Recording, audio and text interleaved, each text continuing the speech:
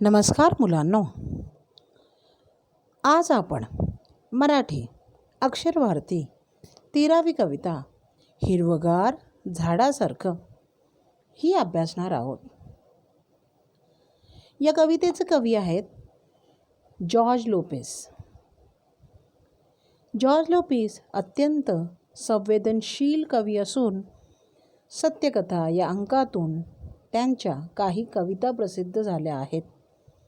रक्तात भिनलेल्या कविता, पूर्ण झाले आहे असे अनेक कविता संग्रह त्यांचे प्रसिद्ध आहे.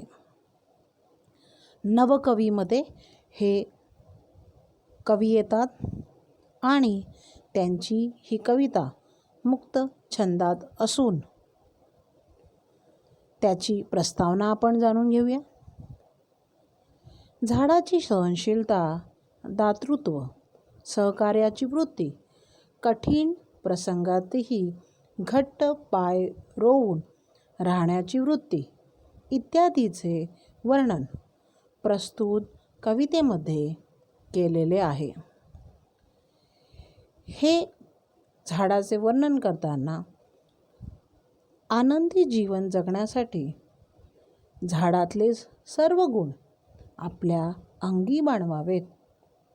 झाडासारखे हिरवेगार, ताजे, प्रफुल्लित राहावे असा संदेश प्रस्तुत कवितेमध्ये दिलेला आहे. हेलो बच्चों, आज हम मराठी अक्षर भारती 13वीं कविता हिरवगार झाड़ासारखं ये पढ़ने वाले हैं, जिसके कवि हैं जॉर्ज लोपेस. यह बहुत ही सेंसिटिव मतलब संवेदनशील कवि है, जिन्होंने सत्यकथा इस मैगज़ीन से उन्होंने कुछ उनकी पोएम जो है, कविता जो है वो पब्लिश की है. यहाँ उनके दो जो भी बहुत ही फेमस कविता संग्रह हैं उनको प्रकाशित किया गया है. जैसे रक्तात भिनलेल्या कविता, पूर्ण झाले आहे हे कविता संग्रह. तो बच्चों, हिरवगार झाड़ासारखं इस कविता की हम प्रस्तावना जानते हैं. बच्चों, ये कविता एक पेड़ पे लिखी गई है. वृक्ष जिस प्रकार सहनशील होता है, उसमें दानत होती है, मिलजुल कर रहने की उसकी जो प्रकृति होती है, बहुत ही ज़्यादा उस पर कुछ भी संकट आए वह मिट्टी में अपने पैर जमाकर अटल अचल रहता है. यही नेचर, यही उसका जो भी स्वभाव है वो हमें खुद हम में लाना चाहिए. बहुत ही सुखी जीवन हमें अगर जीना है तो ये सब जो गुण है वह हमें लाने चाहिए. जैसे हम झाड़ को देखें तो हमें वो हरा रंग, हरियाली, खुशी देती है. तो आपको पेड़ से खुश रहने का, हमेशा पॉझिटिव्ह रहने का संदेश दिया गया है. तर मुलांनो, आता आपण कवितेला सुरुवात करूया. झाड बसते ध्यानस्थ, ऋषीसारखे मौन व्रत धारण करून तपश्चर्या करत. कवी जॉर्ज लोपेस मुलांनो आपल्याला सांगतात की आनंदी जीवन जगण्यासाठी आपण झाडाचा आदर्श घ्यावा. आणि पुढे ते असं म्हणतात की ज्याप्रमाणे एक ऋषीमुनी ध्यानस्थ बसतात, ते अढळ असतात, अचल असतात, मौन व्रत धारण करून ते तपश्चर्या करतात, त्याचप्रमाणे एक झाडसुद्धा आपल्या जागेवर न हालता अचल अढळ मौन व्रत घेऊन एका ठिकाणी उभे आहेत. बाहेरच्या कुठल्याही वाईट आणि चांगल्या गोष्टीचा ते स्वतःवर परिणाम करून घेत नाही. त्यांच्या बाह्य जीवनात अनेक गोष्टी होतात. पक्षी, फुलं, फळं येतात. अनेक वादळं येऊ शकतात. हवा वाहते. पण तरीही कठीण प्रसंगातही ते वृक्ष घट्ट पाय रोवून मातीमध्ये ऋषीसारखे शांत असतात. तर मुलांनो, आपल्या जीवनामध्ये आपण वृक्षाकडे बघून वृक्षासारखेच जीवन जगले पाहिजे. कितीही कठीण प्रसंग आला, मानसिक,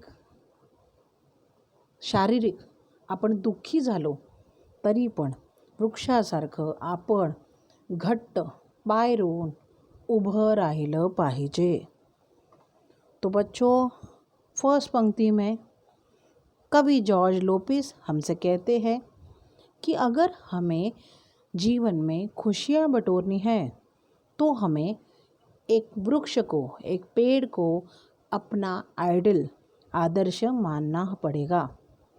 जिस प्रकार एक पेड़ ऋषि मुनि की तरह अचल अढल अपने नियमों पे खड़ा हुआ, मौन व्रत धारण करके तपश्चर्या करता है, बाहर ही किसी चीज़ का उस पे परिणाम नहीं होता है. उस पे कोई भी चीज़, चाहे वो दुख हो सुख हो, ऋषि मुनि अपने पे उसका परिणाम नहीं करते हैं. उसी प्रकार एक पेड़ भी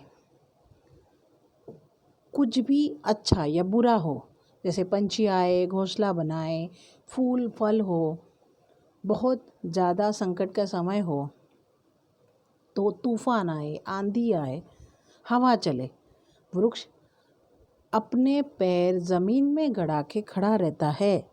उसी प्रकार बच्चों, हमें भी अपने जीवन में वृक्ष के भांति अपने जो भी संकट है, प्रॉब्लम है, उसको फेस करके आगे बढ़ना चाहिए. मतलब अटल खड़े रहना चाहिए.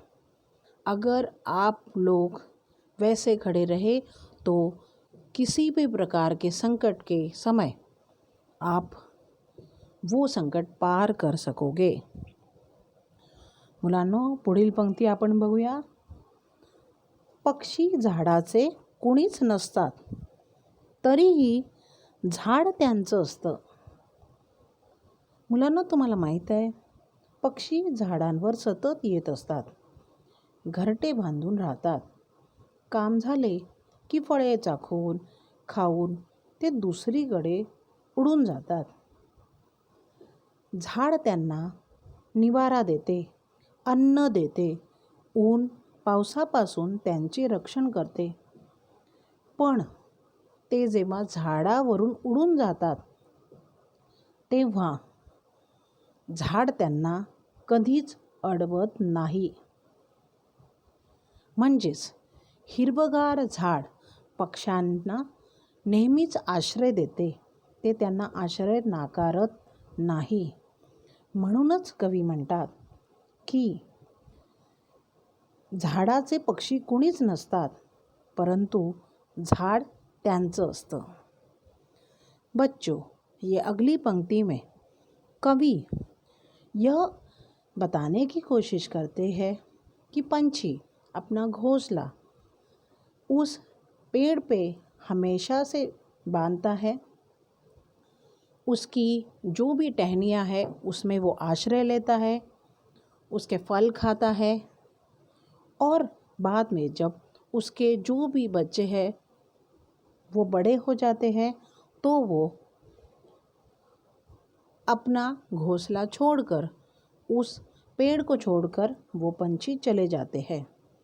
जबकि बारिश और जो भी गर्मी है उसमें उस पेड़ ने, उस पंछियों की सहायता उस पेड़ ने की है.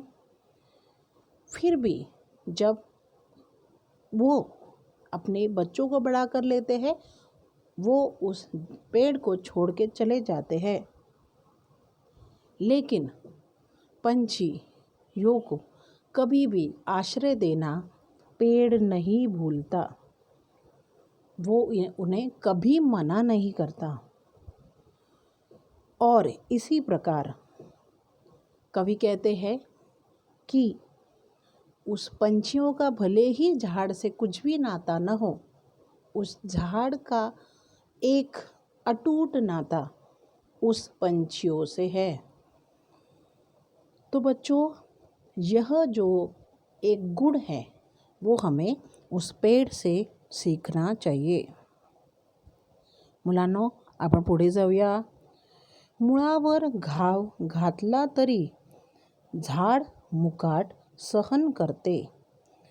झाडाच्या पानावरून वहीच्या पानावर अलगद उतरतात दवांचे टपोरे थेंब.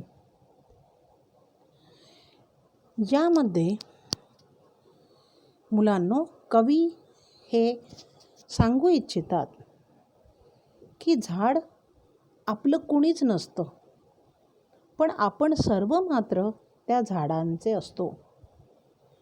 झाड छाया देते, निवारा देते, फुलं देते, फळं देते, सर्व काही देते. म्हणजे परोपकार हा त्याचा गुणधर्म आहे.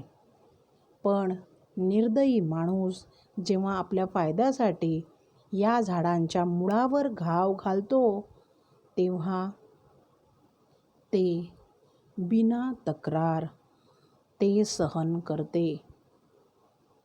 झाडांची कत्तल होत असताना पानांवरील दवबिंदू जणू ते अश्रूच आहे, ते घरंगळून तुमच्या वहीच्या पानावर डोकावतात.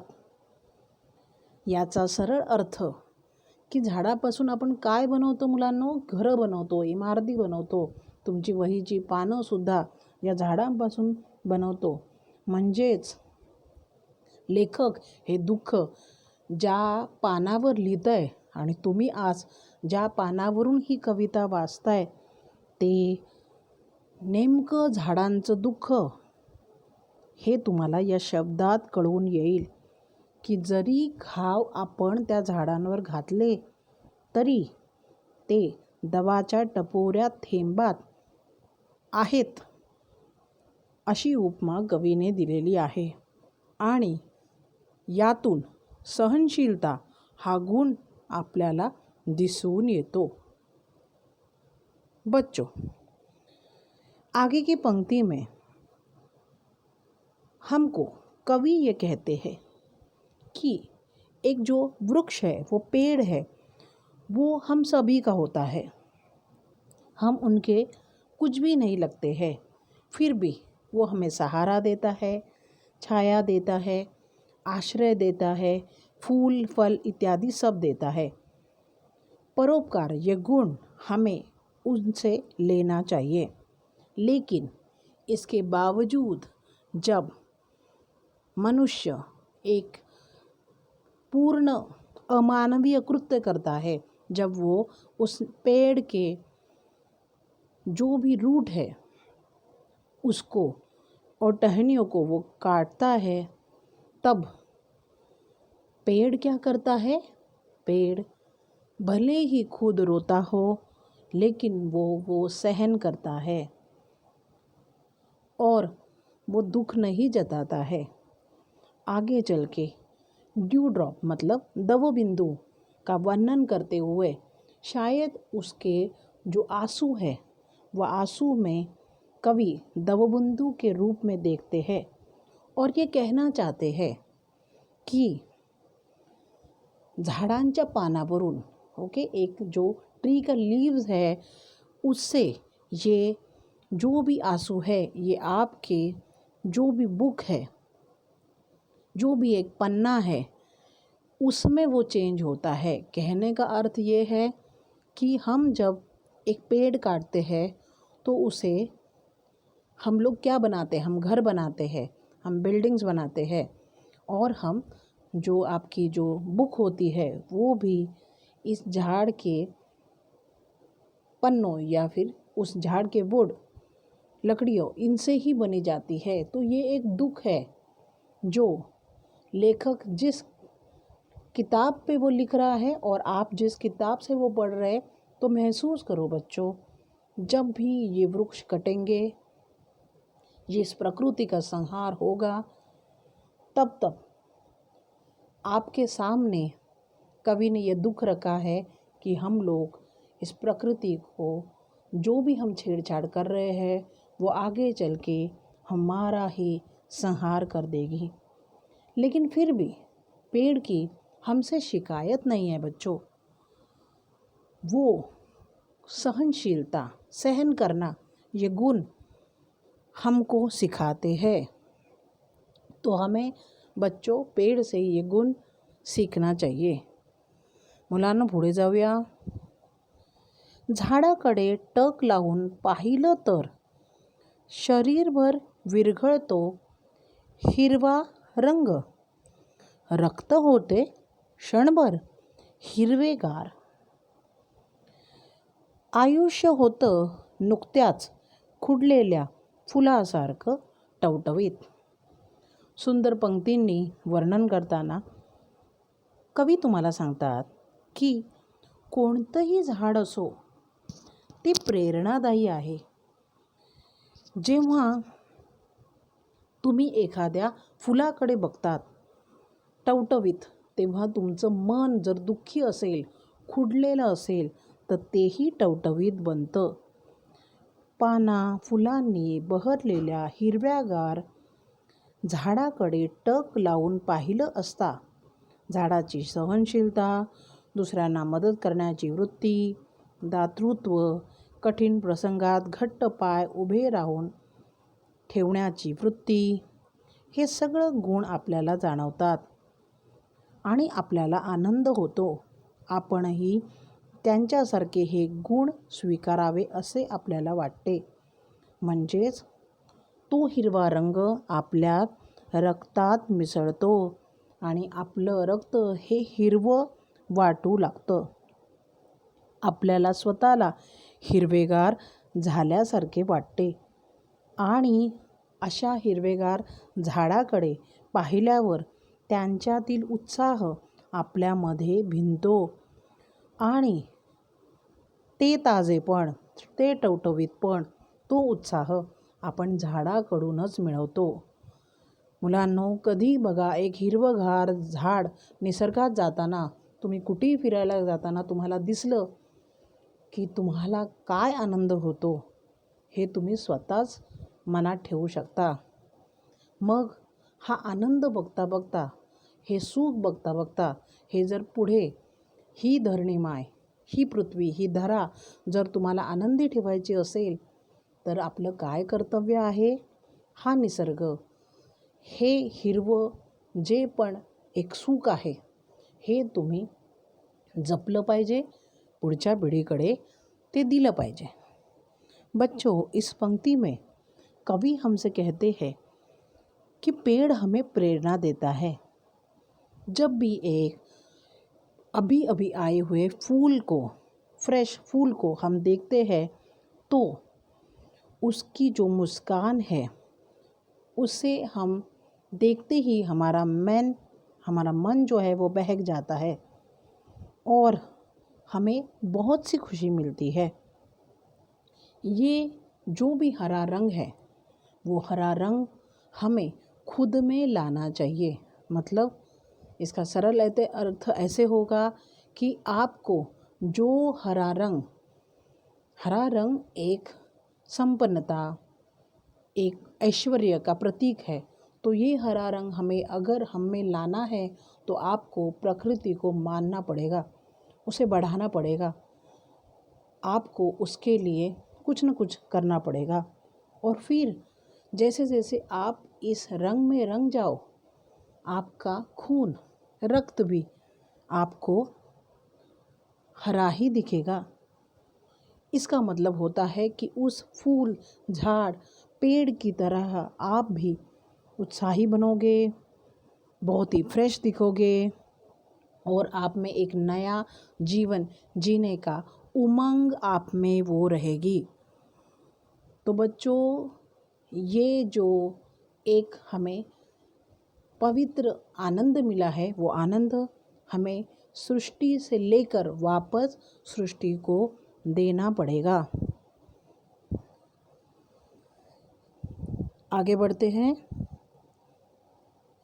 झाडांचे बाहू सरसावलेले असतात मुसाफिरांना कवेत घेण्यासाठी। बच्चों, यहाँ या ज्या पंक्तीमध्ये आहे तिथे सांगण्यात असं आलेलं आहे की झाडाची सहकारी वृत्ती विलक्षण असते. त्यांची परोपकाराची भावना ही सतत जागी असते. आपल्याला माहिती आहे की सर्वदूर पसरलेल्या फांद्यांमुळे कडक वाटणारे ऊन हे वाटसरूंना दिलासादायक असते. थकवा त्यांचं ती दूर करते. जणू फांद्यांनी म्हणजेच आपल्या बाहूंनी ते मुसाफिरांना, वाटसरूंना, जे प्रवास करतात त्यांना आपल्या मिठीत घेते, आपल्या कवेत घेते आणि त्यांना आश्रय देते.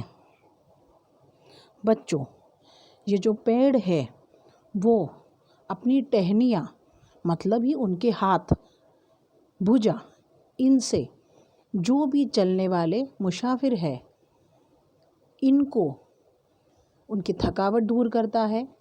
उन्हें घड़ी दो घड़ी वहाँ थोड़ी सी छाया देता है. वो बहुत ही अच्छा महसूस करते हैं और आगे चलने के लिए वापस से फ्रेश और तैयार हो जाते हैं. तो ये मदद का जो भी एक भावना है वो हम लोग में, हम में एक साथ सब में वो आनी चाहिए.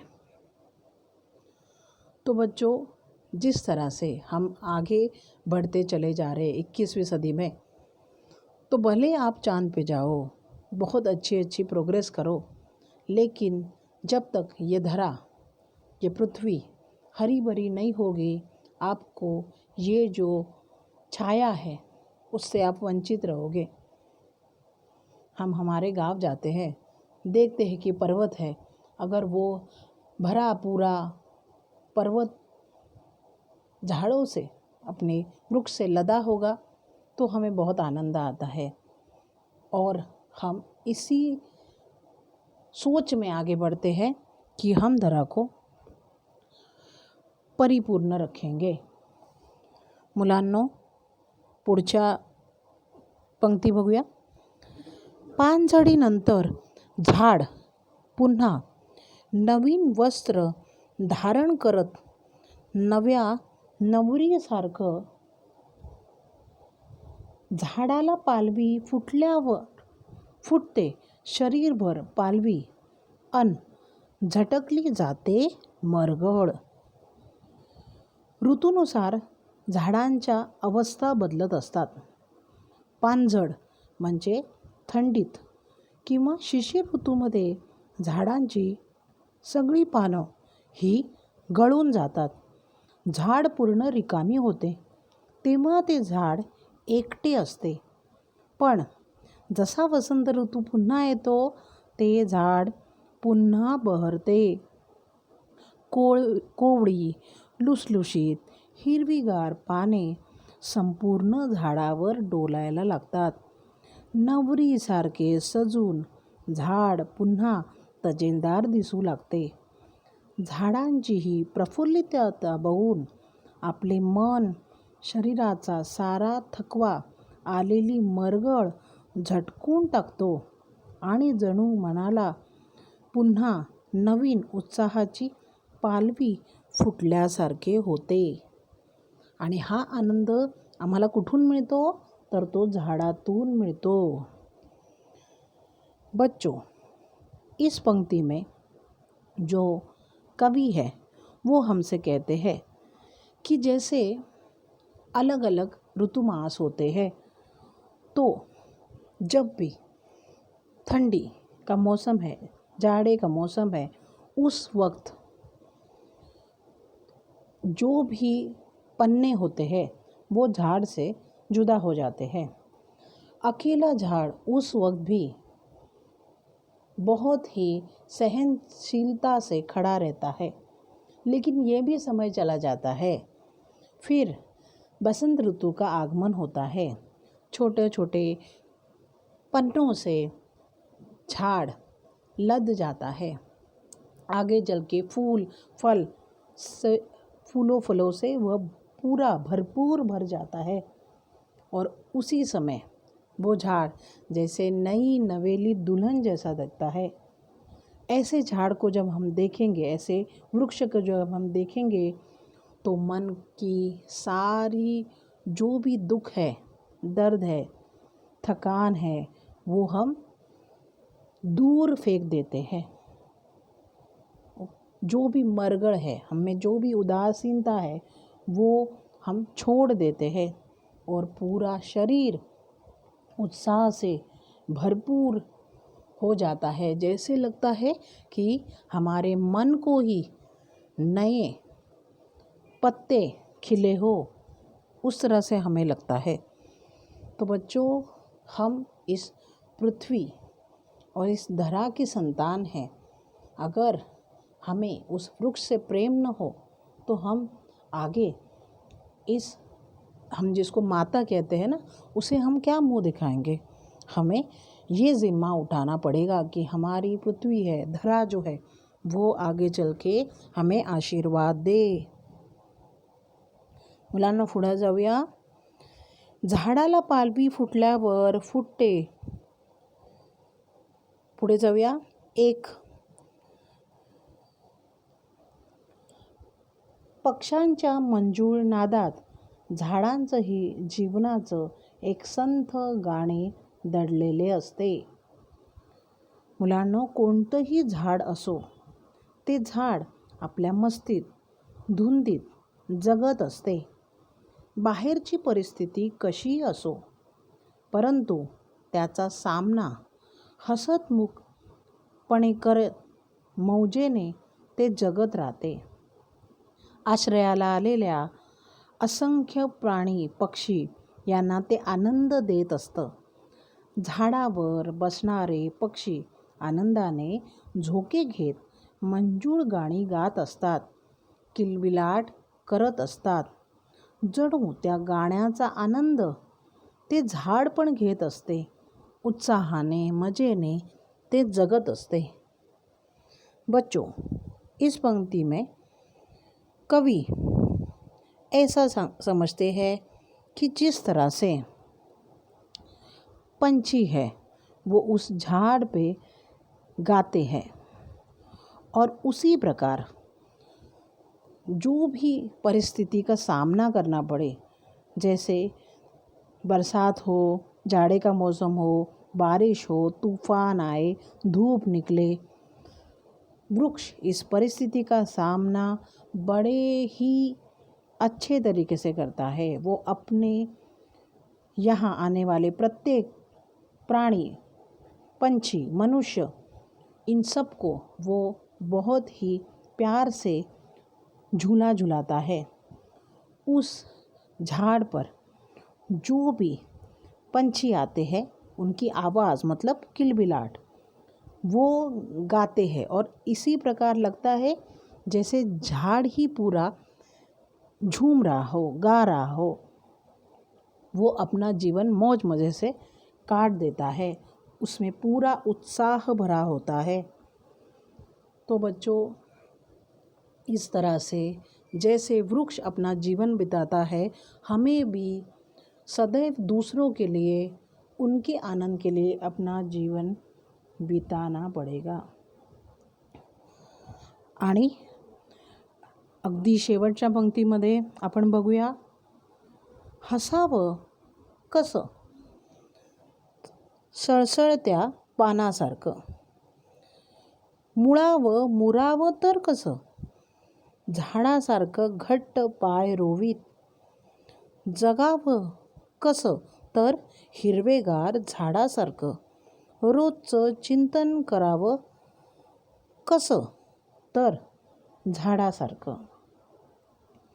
माणसे झाडाकडून जगण्याची कला अनेक वेळा शिकतात. आणि ही कला शिकताना ते कोणतंही झाड असो, त्या झाडामध्ये आपल्याला असं दिसतं की वाऱ्याच्या झुळकीबरोबर, पानांच्या सळसळीने, पक्ष्याच्या मंजूळ गाण्याबरोबर जीवनाचे गाणे गाते. त्याचप्रमाणे आपणही सळसळत्या पानासारखं हसलं पाहिजे. कुठल्याही परिस्थितीला तोंड देत घट्ट पाय रोवून उभं राहिलं पाहिजे.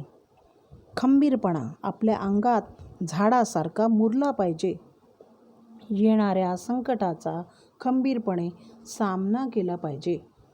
पानगळती झाली, दुःख आली, वसंत ऋतू येणार ही आशा असली पाहिजे. जेव्हा कोवळी हिरवीगार पाने झाडावर डोलू लागतात तेव्हा ते झाड किती सुंदर दिसते. आणि अशाच प्रमाणे तुमच्यामध्ये त्या झाडाच्या मुळासारखं तुम्ही दिसलं पाहिजे आणि तुमच्यामध्ये भिनला पाहिजे. मुरणे म्हणजे भिनणे. काय तर झाडाचे हे सगळे गुण आपल्यामध्ये भिनले पाहिजे आणि मगच संकटातून तुम्हाला मार्ग काढता येईल. नव्या उमेदीने हिरवागार झाडासारखं तुम्ही प्रफुल्लित राहून जगलं पाहिजे. आणि असंच रोज चिंतन करत आनंदी जीवन जगलं पाहिजे. बच्चों, अंतिम पंक्ति में कवि हमें कहते हैं कि कैसे जीना है, तो हमें जो भी लीव्स है, जो भी पत्ते हैं, उनमें हवा आने पर जो आवाज़ रहता है, चहचहाट रहती है, उस तरह हमें जीना है. उस जो भी झाड़ में हम गुण देखते हैं, हमें वो खुद में अंदर तक लाने पड़ेंगे. कोई भी संकट, कोई भी परिस्थिति में हमें अपने पैरों पे खड़े रहना पड़ेगा, क्योंकि घने बादल चले जाएंगे. जो भी अंधकार है उसका समय नष्ट हो जाएगा और उसके बाद सच धज के ये जो जीवन है उसका हमें आनंद हम ले सकते हैं.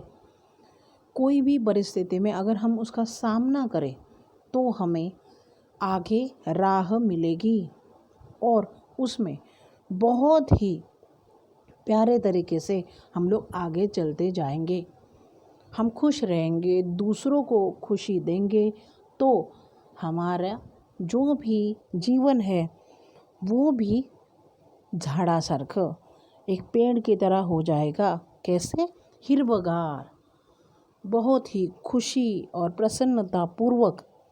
और इसका विचार, चिंतन मतलब इसका विचार हमें रोज़ करना पड़ेगा. हम रोज़ उठ के एक जब भी पेड़ देखेंगे उस पेड़ को हमें अपने जीवन में बसा लेना चाहिए. तर मुलांनो, याच्या पुढे झाडासारखं जगायला शिका. झाड नेहमीच आपल्याला काही देत राहील आणि मग जेव्हा तुम्ही फुलांसारखे आनंदी झाडासारखे सळसळते व्हाल तेव्हा तुम्ही बघा तुमच्या जीवनात आनंदाला तोटा नाही. तुम्ही खूप चांगल्या पद्धतीने हे जीवन जगू शकता. म्हणून जगावं कसं? तर हिरव्यागार झाडासारखं. हे उचित शीर्षक कवीने या कवितेला दिलेलं आहे. आम्हाला कसं जगायचं आहे? तर एक हिरव्यागार झाडासारखं जगायचं आहे. आणि म्हणून मुलांनो, आज एक प्रण घ्या की मी माझ्या आयुष्यात झाडं लावेन, झाडं मोठं करेन, वृक्षारोपण करेन, कारण तीच एक सामाजिक बांधिलकी आहे जी आपण जपली पाहिजे. आणि मग मुलांनो बघा, हे आयुष्य म्हणजे अतिशय सुखाने तुमच्याकडे आणि हिरवागार आनंद पसरवत राहील. नमस्कार.